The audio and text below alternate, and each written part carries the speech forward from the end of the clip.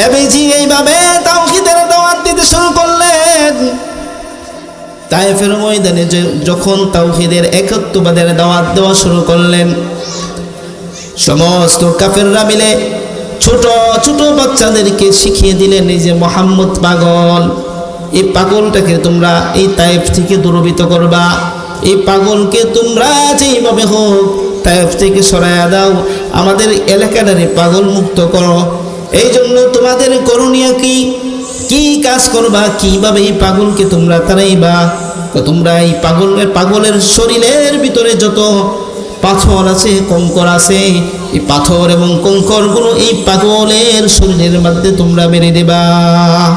নাউজুবিল্লাহ। আমার আপনার নবী মুহাম্মদুর রাসূলুল্লাহ সাল্লাল্লাহু আলাইহি ওয়াসাল্লাম পাথরের আঘাতে ক্ষত বিক্ষত হয়ে গেছে। পাথরের আঘাতে এমন ভাবে ক্ষত বিক্ষত হয়েছে যে নবীজির শরীর থেকে রক্ত এরকম ভাবে বেয়ে বেয়ে নবীজি সাল্লাল্লাহু আলাইহি ওয়াসাল্লামের জুতা মোবারক পর্যন্ত পৌঁছে গেছে। এরপরেও আপনি আবার নবী ওই সমস্ত কাফেরদের জন্য বদদোয়া করেন নাই, তাদের জন্য অভিশাপ করেন নাই। আল্লাহর পক্ষ থেকে ফেরেশতা আসছে নবীজির কাছে, দুইজন ফেরেশতা আসছে আল্লাহ রাব্বুল আলামিনের পক্ষ থেকে। ফেরেশতা এসে নবীজিকে বলছে, হে নবী, আপনি আমাদেরকে বলেন, আমরা এই দুই পাহাড়ের দুইজন ফেরেশতা, আপনি আমাদেরকে আদেশ করেন, আমরা দুই পাহাড় একত্রিত করে এমন চাপ দিব যে তায়েফবাসীকে একদম চূর্ণ বিচূর্ণ করে দেব। এবার আপনার নবী কত দয়ার নবী, কত মায়ার নবী, আপনি আমার নবী। নবীজি তাদের জন্য অভিশপ্ত করলেনই নয়, বরং তাদের জন্য নবীজি সাল্লাল্লাহু আলাইহি সাল্লাম হেদায়েতের দোয়া করলেন। জোরে বলেন সুবহানাল্লাহ। কেমন নবী, কেমন আখলাক! এই জন্য আল্লাহ কোরআনে বলেছেন, ওয়া ইন্নাকা লাআলা খুলুকিন আযীম।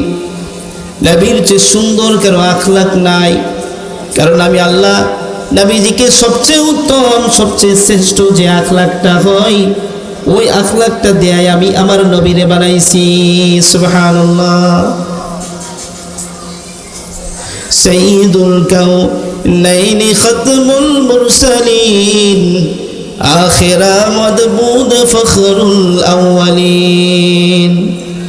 শেষ জামানার নবী, আপনি আমার নবীর মতো রহমতের নবী আর নাই এই দুনিয়াতে, আর রহমতের নবী আসবে না। যে হাদিস আমি পড়েছি, নবীজি বলেন, লিউতাম্মিমা মাখারিমাল আখলাক।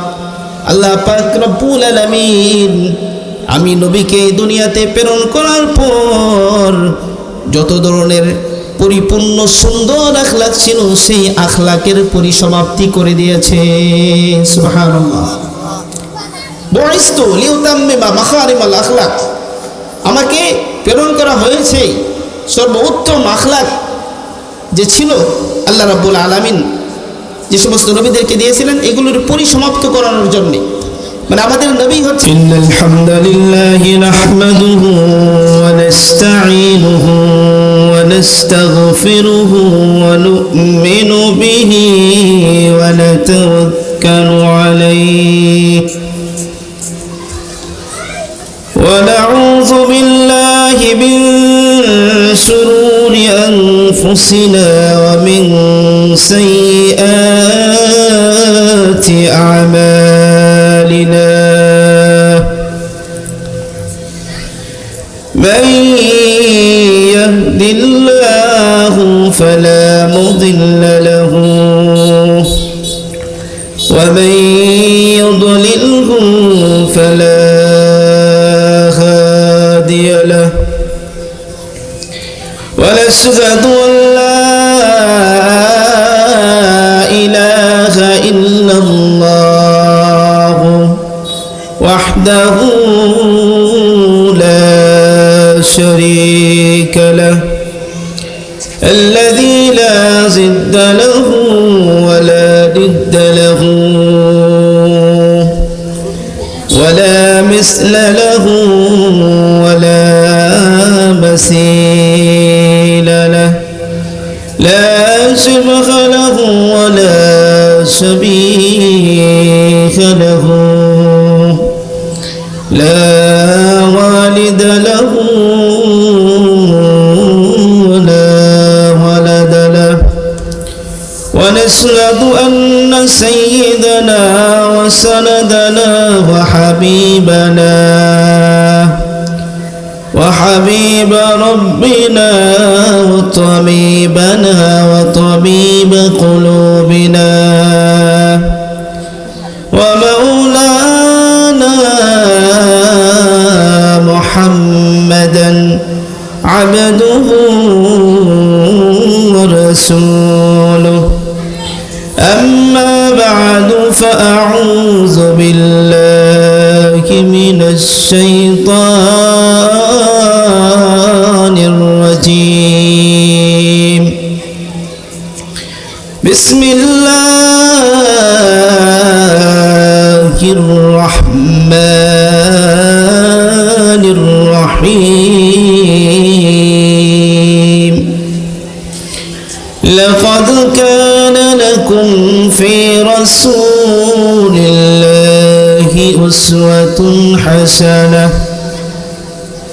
أسوة حسنة لمن كان يرجو الله واليوم الآخر وقال النبي صلى الله عليه وسلم بعثت لأتمم مكارم الأخلاق أو كما قال عليه الصلاة والسلام সকলে একটু জোরে সুরে দরুদ পড়ি আল্লাহুম্মা সাল্লি আলা মুহাম্মাদ ওয়া আলা আলি মুহাম্মাদ কামা সাল্লাইতা আলা ইব্রাহিম ওয়া আলা আলি ইব্রাহিম إنك حميد مجيد اللهم بارك على محمد وعلى آل محمد كما باركت على إبراهيم وعلى آل إبراهيم إنك حميد مجيد تكبر में कलमा में नमाजों में अज़में तकबीर में कलमा में नमाजों में अज़में गैना में इला से मिला नाम मोहम्मद है नाम इलाही से मिला नाम मोहम्मद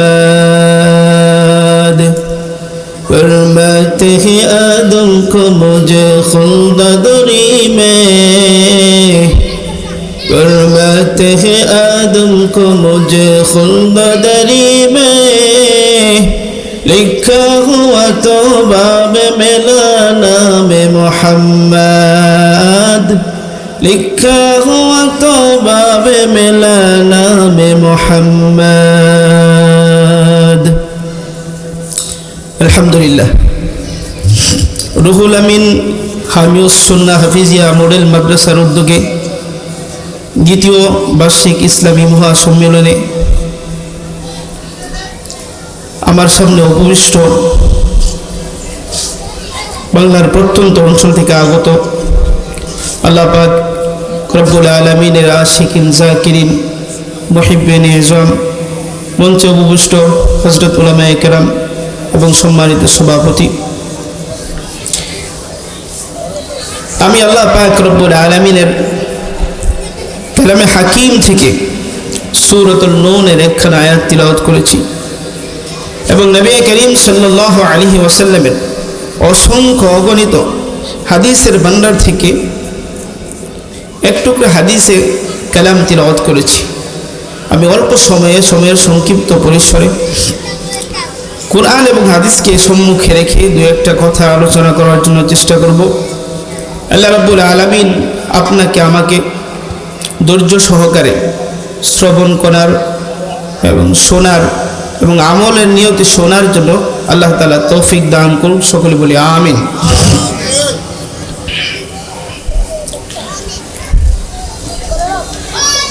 সম্মানিত হাজিরিন, আমি যে আয়াতখানা তিলাওয়াত করেছি এই আয়াতে আল্লাহ রাব্বুল আলামিন বলেন,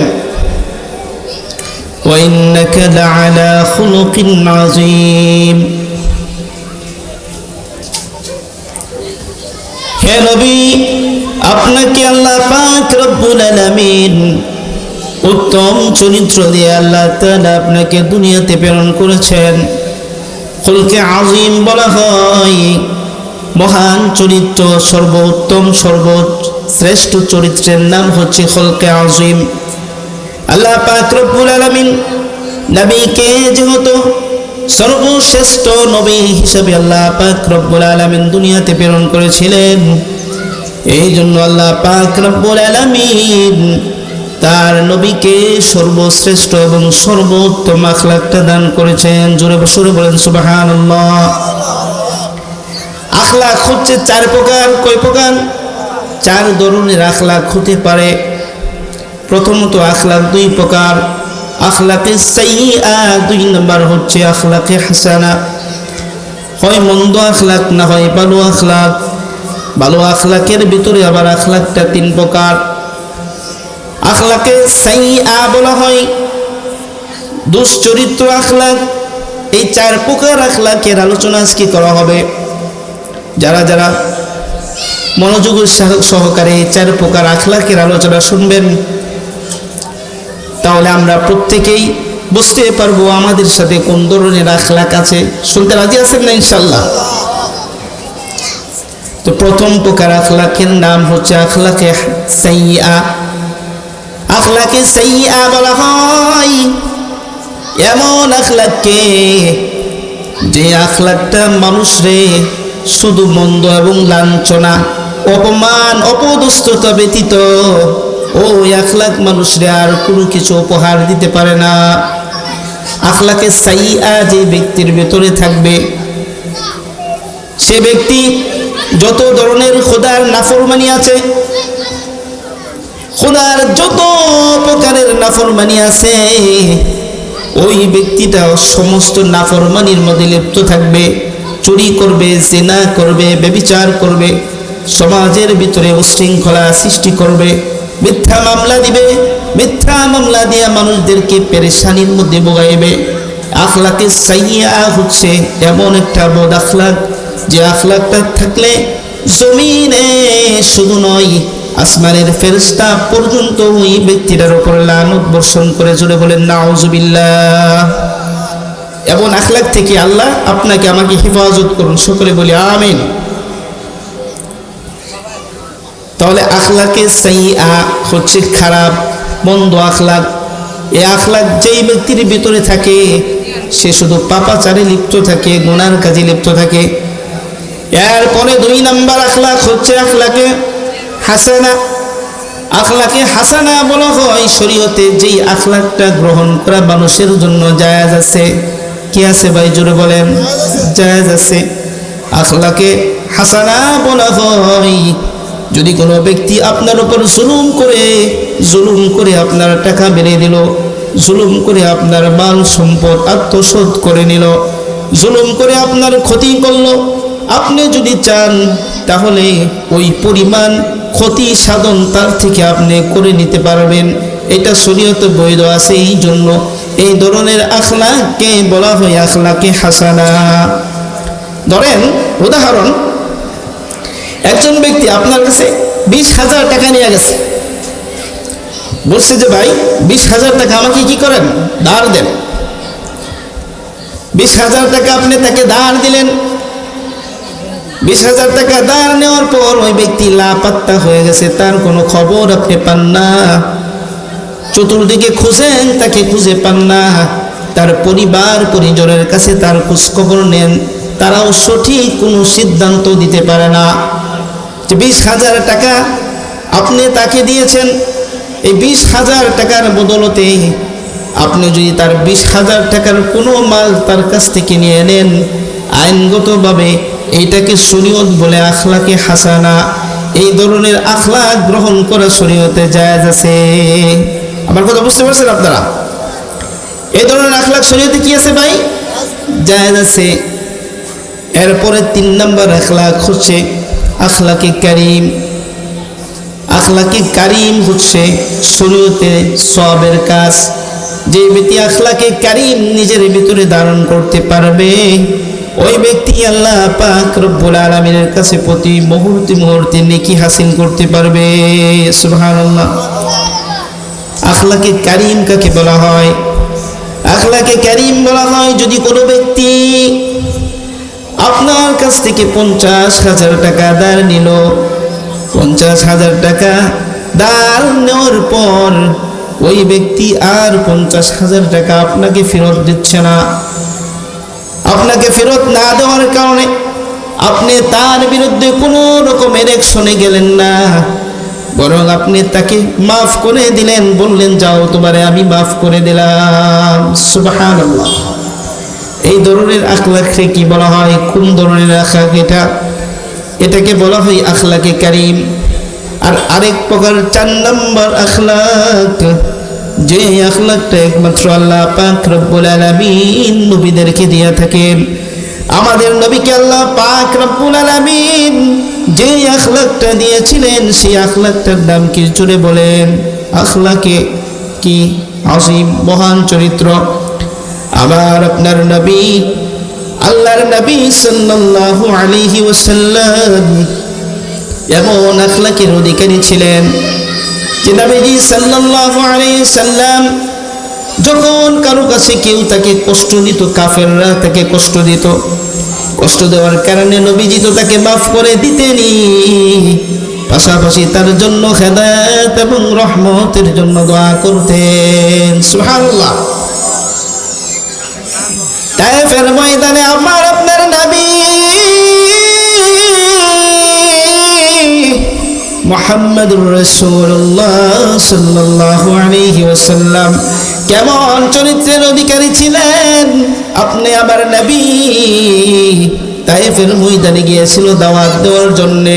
চিন্তা করলো মক্কা মুকাররমাতে দাওয়াত দেওয়ার পর কাফেররা দাওয়াত কবুল করছে না, এই জন্য আপনি আবার নবীজি চিন্তা করলেন তাইফ আমার নানার দেশ, ওই দেশের মানুষ সম্ভবত আমার দাওয়াত কি কবুল করবে, তারা সম্ভবত শিরিক ছেড়ে কুফর ছেড়ে একমাত্র একত্ববাদ এক আল্লাহর ইবাদতে তারা লিপ্ত হয়ে যাবে।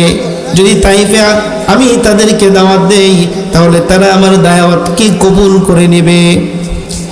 এই জন্য নবী করিম সাল্লাল্লাহু আলাইহি ওয়াসাল্লাম তায়েফের ময়দানে গেলেন। নবীর নানার দেশ তায়েফ, নবীজি সাল্লাল্লাহু আলাইহি ওয়াসাল্লাম সেখানে দাওয়াত নিয়ে গেলেন। তায়েফে যাওয়ার পর যখন সেখানে মানুষদেরকে দাওয়াত দেওয়ার জন্য আহ্বান করলেন, মানুষদেরকে দাওয়াত দেওয়া শুরু করলেন, তারা তো নবীজির দাওয়াতকে কবুল করলই না, বরং নবীজিকে পাথর মারতে অপমান অপদস্থ করতে শুরু করে দিল।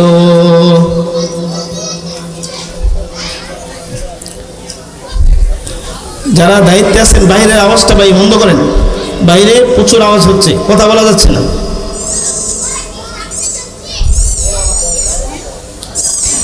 দয়া করে বাইরের আওয়াজগুলো বন্ধ করেন, কথা বলা যাচ্ছে না।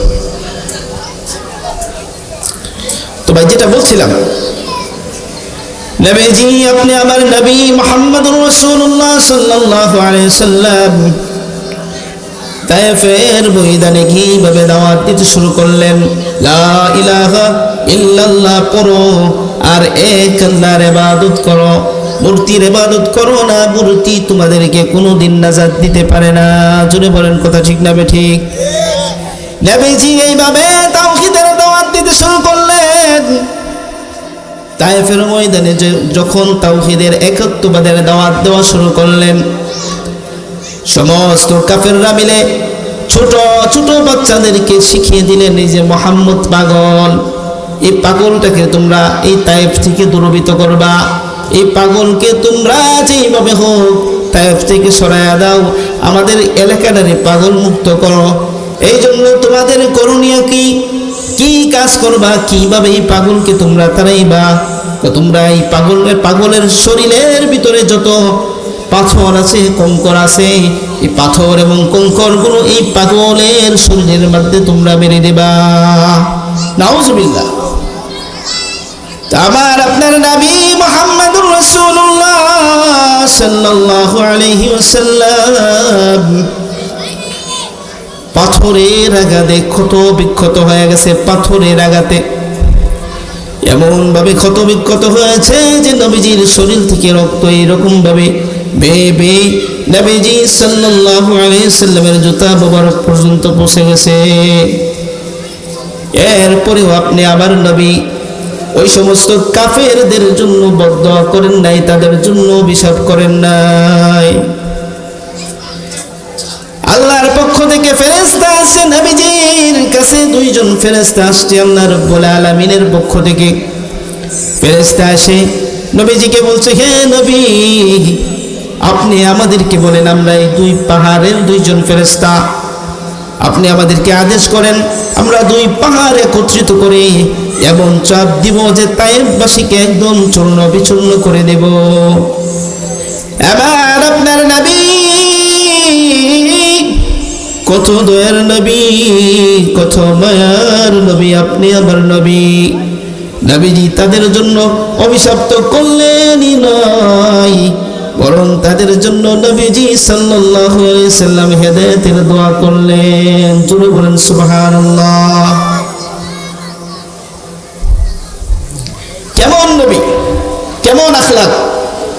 এই জন্য আল্লাহ কোরআনে বলছেন, ওয়া ইন্নাকা লাআলা খুলুকিন আযীম।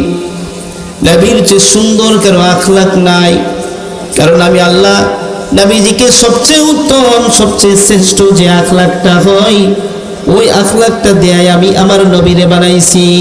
সুবহানাল্লাহ। সাইয়্যিদুল কাউনাইনি খাতমুল মুরসালিন আখিরা মাদবুদ ফখরুল আউয়ালিন। শেষ জামানার নবী, আপনি আমার নবীর মতো রহমতের নবী আর নাই এই দুনিয়াতে, আর রহমতের নবী আসবে না। যে হাদিস আমি পড়েছি, নবীজি বলেননি উতাম্মিমা মাখারিমাল আখলাক। আল্লাহ পাক রব্বুল আলামিন আমি নবীকে দুনিয়াতে প্রেরণ করার পর যত ধরনের পরিপূর্ণ সুন্দর আখলাক ছিল, সেই আখলাকের পরিসমাপ্তি করে দিয়েছে। সুবহানাল্লাহ। বুইসতু লিউতাম্মিমা মাখারিমাল আখলাক, আমাকে প্রেরণ করা হয়েছে সর্বোত্তম আখলাক যে ছিল আল্লাহ রাব্বুল আলামিন যে সমস্ত নবীদেরকে দিয়েছিলেন, এগুলোর পরিসমাপ্ত করানোর জন্যে। মানে আমাদের নবী হচ্ছে কি সর্বশেষ নবী। এই জন্য নবীর মাধ্যমে আল্লাহ পাক রব্বুল আলামিন পূর্বে যত নবী প্রেরণ করেছেন, সমস্ত নবীরা কোন স্বভাবের অধিকারী ছিল? ভালো স্বভাবের না মন্দ স্বভাবের? জোরে বলেন। ভালো স্বভাবের। সমস্ত নবীরাই কারীম স্বভাবের অধিকারী ছিল, কিন্তু আমাদের নবীকে আল্লাহ রাব্বুল আলামিন প্রেরণ করার পর এটার পরিসমাপ্তি ঘটাইয়া দিছে। যে নবীদেরকে যে আখলাক দেওয়া হতো, এই আখলাক আর কেউ পাবে না। মাকারিমাল আখলাক, এই মাকারিমে আখলাক যদি কোনো ব্যক্তি অধিকারী হতে চায়, কেউ যদি রাহমাতাল লিল আলামিন হতে চায়, সারা দুনিয়ার জন্য যদি কেউ রহমত হতে চায়, তাহলে তার জন্য 4টা গুণের অধিকারী হতে হয়। কয়টা গুণ ভাই? 4টা গুণ। 1 নম্বর গুণ হচ্ছে তাকে সকল মানুষের জন্য, যত প্রাণী আছে দুনিয়াতে সমস্ত প্রাণীর জন্য সৃষ্টি করা হবে। সমস্ত প্রাণীর জন্য তিনি রহমত স্বরূপ থাকবেন, সমস্ত প্রাণীকুলের জন্য তিনি নবী হিসেবে থাকবেন। 2 নম্বর হচ্ছে তার জীবন ব্যবস্থা হবে বহুমুখী। তার জীবনটা এমন হবে না যে জীবনটা একমুখী হবে, এমন হবে না, জীবনটা বহুমুখী হবে, যার ফলে যে কোনো ব্যক্তি যদি চায় তাহলে তার জীবন থেকে তার সমাধান সে নিতে পারবে। একমুখী জীবন হইলে তো এটা সমাধান পাওয়া যাবে না। ধরেন উদাহরণস্বরূপ কোনো ব্যক্তি যদি ব্যবসা করে, তাহলে আপনি তাকে ব্যবসার আইডল হিসেবে তার কাছ থেকে ব্যবসায়িক থিওরি আপনি নিতে পারবেন, চাকরির থিওরি কি নিতে পারবেন?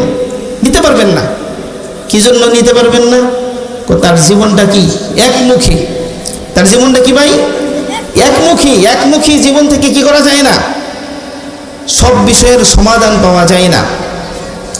এই জন্য যে রহমাতুল লিল আলামিন হবে, যে মাকারিমাল আখলাকের অধিকারী হবে, তার জীবনটা হইতে হবে বহুমুখী, যে কোনো ব্যক্তি যে কোনো বিষয়ে যদি চায় তাহলে তার জীবন থেকে সমাধান পেতে পারে। কোনো ব্যক্তি যদি দেশের প্রেসিডেন্ট হতে চায়, তাহলে আপনি আবার নবীর জীবনের দিকে তাকাইলে সে কি দেশের প্রেসিডেন্ট হতে পারবে কি পারবে না? জোরে বলেন। কোনো ব্যক্তি যদি বড় বিজনেসম্যান হতে চায়, যদি কোনো বড় ব্যবসায়ী হতে চায়, তাহলে আপনি আবার নবীর জীবনের দিকে তাকাইলে সে বড় ব্যবসায়ী হতে পারবে কি পারবে না? জোরে বলেন। আবার নবী ছিল সর্বদিক দিয়ে সফল। যদি কোনো ব্যক্তি চায় আদর্শ পিতা হতে, তাহলে আবার নবীর জীবনের দিকে তাকাইলে সে কি আদর্শ পিতা হতে পারবে কি পারবে না? জোরে বলেন।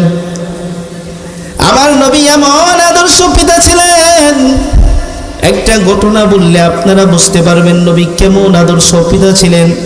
নবীজি সর্বদিক দিয়ে সফল নবী ছিলেন। পিতা হিসাবেও সফল, শ্বশুর হিসাবেও সফল, বন্ধু হিসাবেও সফল, বড় বিজনেসম্যান ব্যবসায়ী হিসাবেও সফল, চাকরিজীবী হিসাবেও নবী সফল। চতুর্দিক দিয়ে নবী সফল ছিলেন।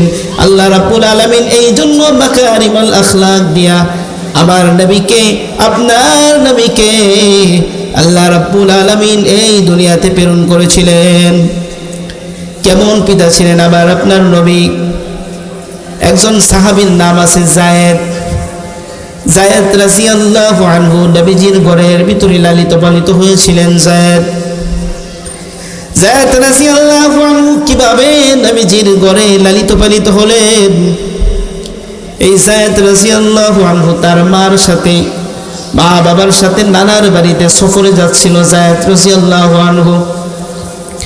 প্রতিমধ্যে ডাকাত দল তাদেরকে আক্রমণ করলো। আক্রমণ করে অনেক মানুষকে মেরে ফেললো, অনেককে গোলাম বান্দি বানায় লয়ে গেল গা। নিয়ে যাওয়ার পর মক্কার উক্কাস বাজারে সেই সমস্ত মানুষগুলোকে বিক্রি করে দিল। ওই মানুষগুলোর মধ্যেও ছিল হযরত যায়েদ রাদিয়াল্লাহু আনহু। হযরত যায়েদ ছিল ছোট বাচ্চা। মক্কার উক্কাস বাজারে যখন হযরত যায়েদ রাদিয়াল্লাহু আনহু কে নিয়ে বিক্রি করে দিল, তখন হযরত খাদিজা রাদিয়াল্লাহু আনহা তার একজন অধীনস্থ গোলামকে প্রেরণ করলেন, যাও বাজারে যাও, একটা গোলাম কিনে নিয়ে আসো, একটা গোলাম ক্রয় করে নিয়ে আসো। তো হযরত খাদিজা রাদিয়াল্লাহু আনহার সাথে তখন নবী করিম সাল্লাল্লাহু আলাইহি ওয়াসাল্লামের নিকাহ বিবাহ সংঘটিত হয়েছিল। তো হযরত খাদিজা রাদিয়াল্লাহু আনহা ওই যায়েদ রাদিয়াল্লাহু আনহুকে ক্রয় করে কিনে গোলাম হিসাবে নিজের ঘরে লালিত পালিত করছিলেন।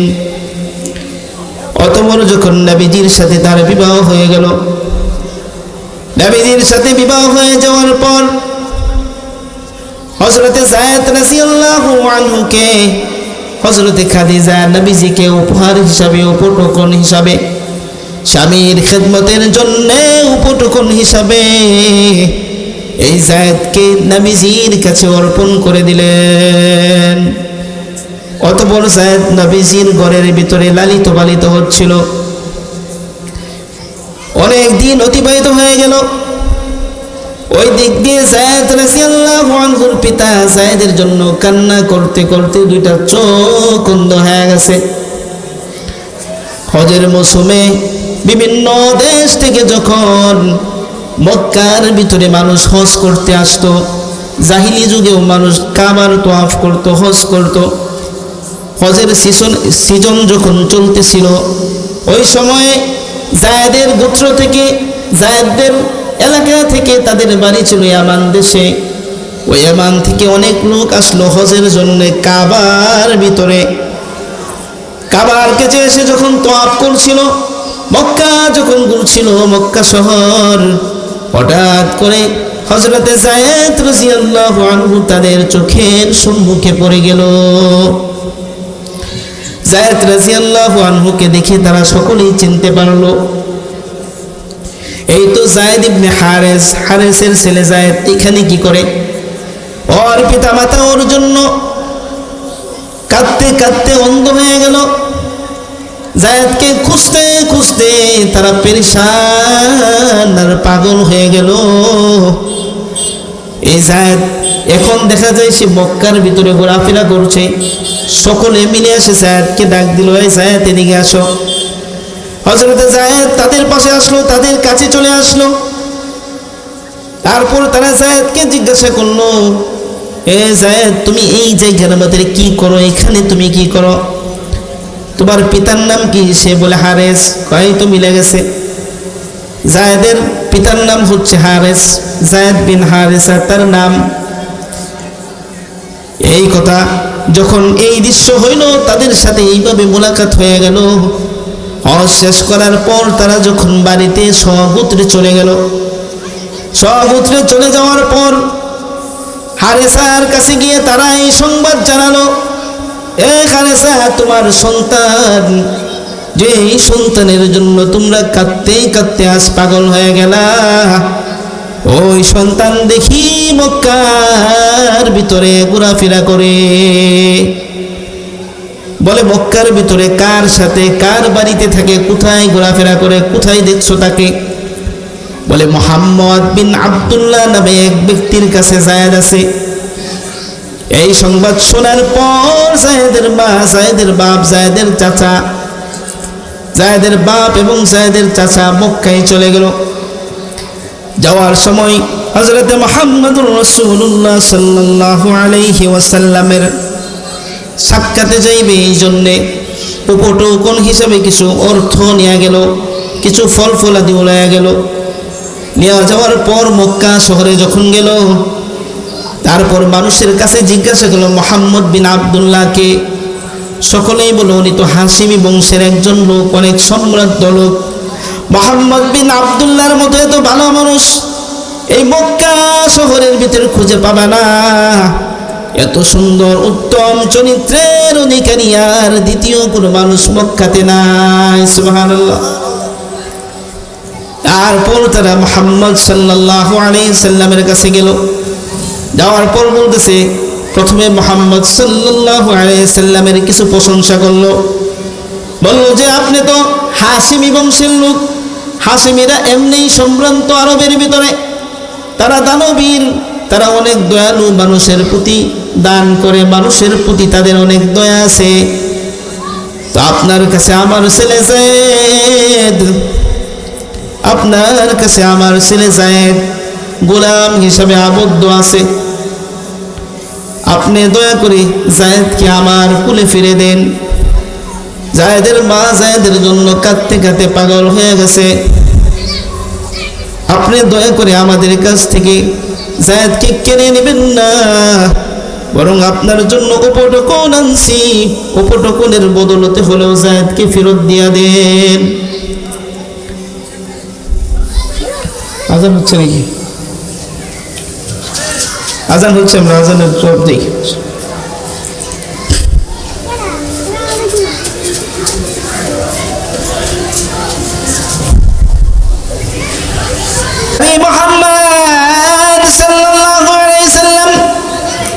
তাদেরকে কি উত্তরটা দিয়েছিলেন, কত সুন্দর একটা জবাব দিয়েছিলেন, একটা উত্তর দিয়েছিলেন। নবীজি যায়েদের পিতাকে বললেন, আচ্ছা ঠিক আছে, যায়েদকে নিতে আসছেন, জায়েদকে নিয়ে যান, কোনো প্রোটোকল লাগবে না, কোনো টাকা লাগবে না, কোনো পয়সা লাগবে না, জায়েদকে নিয়ে যান। তবে আপনার কাছে আমার একটা শর্ত আছে। শর্তটা হচ্ছে জায়েদ যদি স্বেচ্ছায় যেতে চায় তাহলে জায়েদকে নিয়ে যাবেন, কোনো অসুবিধা নাই। কিন্তু জায়েদ যদি যেতে না চাই, জায়েদ যদি আমার কাছে থাকতে চাই, তাহলে জোরপূর্বক জায়েদকে আপনি নিয়ে যেতে পারবেন না। সুবহানাল্লাহ। অতঃপর ছোট্ট ছেলে জায়েদের কাছে যে যখন জিজ্ঞাসা করলো জায়েদের পিতা, হে জায়েদ, আমি তোমার পিতা হারেসা তোমারে নিতে আসছি। বাবা, তোমার জন্য কাঁদতে কাঁদতে তোমার মা পাগল, পরিবারের সমস্ত মানুষগুলো পাগল হয়ে গেছে তোমার জন্য কাঁদতে কাঁদতে। চলো আমাদের সাথে, চলো তোমার মায়ের কোলে চলো। হযরতে জায়েদ কি উত্তর দিলেন, কি চমৎকার একটা উত্তর দিয়েছিলেন হযরতে জায়েদ। জায়েদ বললেন, আব্বাজান, আপনি হারেসা আমার পিতা আমি মানি, আপনাকে আমি চিনি, চিনতেও পেরেছি। আমার মা 10 মাস 10 দিন আমারে গর্ভে রাখছে, সেটাও আমি মেনে নিলাম। কিন্তু পিতা, যে ব্যক্তির কাছে আমি থাকি, এই দুনিয়ার ভিতরে আসমানের নিচে জমিনের উপরে সবচেয়ে সুন্দর আখলাক এবং চরিত্রের অধিকারী, সুতরাং এই লোকের কাছ থেকে আমি যাব না। কি উত্তর দিয়েছিল ছোট্ট ছেলে জায়েদ রাদিয়াল্লাহু আনহু। কেমন চরিত্রের অধিকারী ছিলেন আপনি আমার নবী। হযরত জায়েদ রাদিয়াল্লাহু আনহু ছোট্ট ছেলে গেল না, পিতাকে ফিরাইয়া দিল, যাও চলে যাও পিতা, আমি যাব না, আমি মুহাম্মদ সাল্লাল্লাহু আলাইহি ওয়াসাল্লামের ঘরের ভিতরেই থাকবো। সুবহানাল্লাহ বলেন। এবার জায়েদের পিতা মুহাম্মদুর রাসূলুল্লাহ সাল্লাল্লাহু আলাইহি ওয়াসাল্লাম কি বলল, হে নবী, জায়েদ আমারও ছেলে, আপনারও ছেলে, আপনারও পালক ছেলে জায়েদ। জায়েদ যেহেতু আমার কাছে থাকতে চাচ্ছে না, আমার কাছে যেতে চাচ্ছে না, কোনো অসুবিধা নাই, কোনো সমস্যা নাই, জায়েদ আপনার কাছেই থাকবে, আমরা শুধু মাঝে মাঝে এসে জায়েদকে দেখে যাব। সুবহানাল্লাহ। তো আমার নবী পিতা হিসেবে সফল ছিল কি ছিল না, জোরে বলেন। আমার নবী বন্ধু হিসাবে সফল ছিল। এই যুগে তো সঠিক বন্ধু, ভালো বন্ধু পাওয়া যায় না। জাহান্নামী বন্ধুর অভাব নাই, জান্নাতি বন্ধুর বড় অভাব। যুব সমাজ নষ্ট হয়ে যাচ্ছে বদ বন্ধুর কারণে, খারাপ বন্ধুর কারণে। পিতা মাতাগুলো এসে অভিযোগ করে, হুজুর, পিতা মাতাগুলো এসে বলে, হুজুর আমার সন্তান কথা শুনে না, একটু দোয়া করে দেন। অনেক বুঝাইছি, অনেক চেষ্টা করেছি, কিন্তু কথা শুনে না। কথা কি জন্য শুনে না সেটা তো আমাকে আপনাকে জানতে হবে, বুঝতে হবে। কথা না শোনার কারণ হচ্ছে বদ বন্ধু। সহবতে চলে তোরা চলে কুনাদ, সহবতে তলে তোরা তলে কুনাদ। সৎ বন্ধু বন্ধুরে, ভালো মানুষ খারাপ মানুষকে ভালো করে দেয়। যদি কোনো খারাপ বদ স্বভাবের মানুষ কোনো ভালো মানুষের সহবতে যায়, তাহলে সেই ভালো মানুষে পরিণত হয়ে যায়। কথা ঠিক না বেঠিক?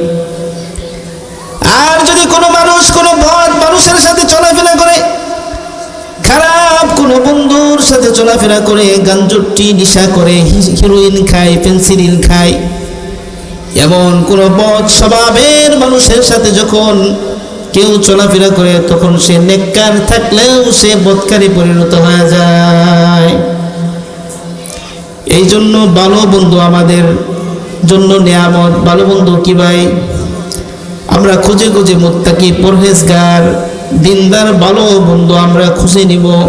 যেই বন্ধু নামাজ পড়ে, নামাজের দিকে ডাকে, যে বন্ধু সুদ খায় না, ঘুষ খায় না, জিনা করে না, ব্যভিচারী করে না, 5 ওয়াক্ত নামাজ পড়ে হালাল খাই, নবীর সুন্নত অনুযায়ী চলে, এমন বন্ধু আমাদের প্রয়োজন আছে না নাই? জোরে বলেন। এই জন্য আমরা সকলেই চেষ্টা করব নবীজির আখলাক থেকে আমরা কি শিক্ষা পাই। নবীজির আখলাক থেকে আমরা শিক্ষা পাই।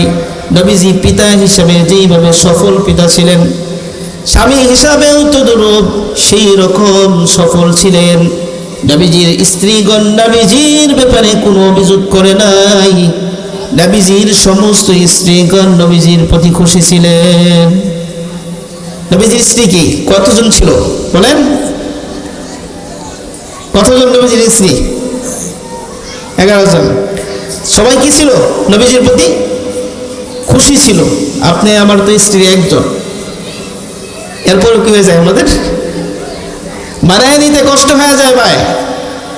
11 জন এত স্ত্রী থাকার পরও নবীজি সাল্লাল্লাহু আলাইহি সাল্লাম সফল স্বামী ছিলেন, সকলের সাথে সমতা বজায় রাখছেন। কেউ কোনোদিন অভিযোগ করতে পারবে না যে নবী আমার উপরে জুলুম করছেন। তার প্রতি নবীজি সাল্লাল্লাহু আলাইহি সাল্লাম বেশি সহমর্মিতা দেখাইছেন। নবীর আদর্শের মধ্যে এমন নাই। এই জন্য আমাদের জন্য কি করণীয় ভাই? আমাদের জীবনের প্রত্যেকটা দিক নবীজি সাল্লাল্লাহু আলাইহি সাল্লামের কদমে হওয়া চাই। নবীজি যেইভাবে জীবন পরিচালনা করছেন, নবীজি সাল্লাল্লাহু আলাইহি ওয়াসাল্লাম যেইভাবে ব্যবসা বাণিজ্য করছেন, নবীজি যেইভাবে রাজনীতি করেছেন, ওয়ান সাইড ইসলাম এটা পূর্ণাঙ্গ একটা ধর্মের নাম। ইসলাম কিসের নাম ভাই? পূর্ণাঙ্গ ধর্মের নাম। আল্লাহ বলেন, আল-ইয়াউমা আকমালতু লাকুম দীনাকুম ওয়া আতমামতু আলাইকুম নি'মাতি ওয়া রাদিতু লাকুমুল ইসলাম দীনা। ইসলাম এটা পূর্ণাঙ্গ ধর্ম। এমন কোনো বিষয় নাই, এমন কোনো জিনিস নাই যেটা ইসলামের ভিতরে পাওয়া যায় না। আপনার জীবনের প্রত্যেকটা দিকই ইসলামের ভিতরে আছে। যেই দিকটা আপনি ফলো করতে চান, নবীজির জিন্দেগিটাকে আপনি সামনে রাখেন। পারবো না ইনশাআল্লাহ? আমরা আমাদের জীবনের প্রত্যেকটা কাজ কি করবো ভাই? নবী করিম সাল্লাল্লাহু আলাইহি সাল্লামের জীবন আদর্শকে সম্মুখে রেখেই আমরা আমাদের জীবনের প্রত্যেকটা কাজকে আমরা করবো ইনশাআল্লাহ। আমরা সকলে রাজি আছি না ইনশাআল্লাহ? আল্লাহ রাব্বুল আলামিন নবীজি সাল্লাল্লাহু আলাইহি সাল্লাম এবং সাহাবায়ে কেরাম, তাবে তাবিন, তারা যেইভাবে দুনিয়ার জীবনটা কাটাইছেন,